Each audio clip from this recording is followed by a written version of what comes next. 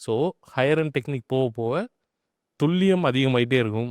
துல்லியம் அதிகமாக அதிகமாக நம்மளோட ப்ரிசிஷன் அதிகமாக அதிகமாக பொசிஷனிங்கும் ரொம்ப பர்ஃபெக்டாக இருக்கணும். அந்த பர்ஃபெக்ஷனுக்கு தான் உங்களுக்கு டைம் ஆகிட்டே இருக்கும்.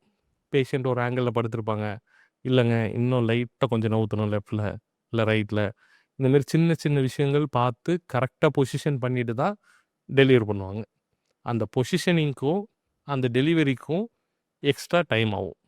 இப்போ உதாரணத்துக்கு கட்டு இங்கே இருக்குது, இந்த ஏரியா ஃபுல்லாக நம்ம ட்ரீட் பண்ண போகிறோம்னா பேஷண்ட் லைட்டாக நவுந்திருந்தாலும் நம்ம அந்த ஏரியா ஃபுல்லாக ட்ரீட் பண்ணிட போகிறோம். ஆனால் அதில் என்ன, இங்கே இருக்கிற நார்மல் டிஷ்யூக்கும் டோஸ் நிறைய போகும். நான் இவ்வளோ துல்லியமாக 2 சென்டிமீட்டர் தான் இருக்குது, அந்த 2 சென்டிமீட்டருக்கு மட்டும்தான் போகணும், பக்கத்தில் போகிறது கம்மியாக இருக்கணும் அப்படின்னா அந்த 2 சென்டிமீட்டரை கரெக்டாக ஃபிக்ஸ் பண்ணணும். கொஞ்சம் நவுந்திருந்தாலும் நான் திருப்பி நவுத்துவேன், திருப்பி ஃபிக்ஸ் பண்ணுவேன். இந்தமாரி ஃபிக்ஸ் பண்ணுறதுக்கு டைம் ஆகும். ஸோ மோஸ்ட்லி அங்கே எனக்கு என்ன நடந்திருக்குன்னு தோணுதுன்னா, உங்கள் அம்மா முன்னாடிக்கு போனவங்க 3 டைமென்ஷன் ரேடியேஷனில் வச்சுருந்துருக்கலாம். அவங்களுக்கு பொசிஷன் பண்ணிட்டு சீக்கிரம் ரேடியேஷன் முடிஞ்சிருக்கும்.